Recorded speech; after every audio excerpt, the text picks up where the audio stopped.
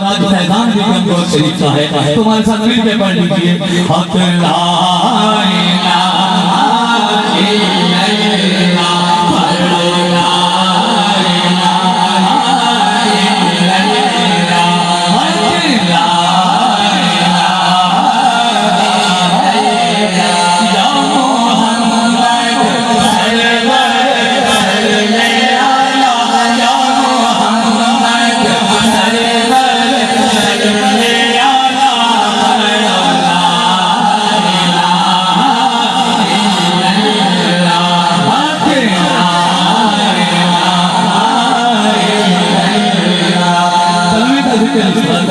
दुनिया को जानते हो भी सारे ज़माना पे करना चाहिए।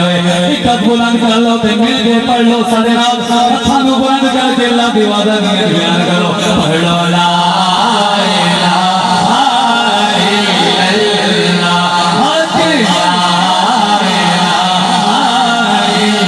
इल्लल्लाह, या मोहम्मद सरवर सल्ले अला, या मोहम्मद सरवर सल्ले अला, ला इलाहा इल्लल्लाह।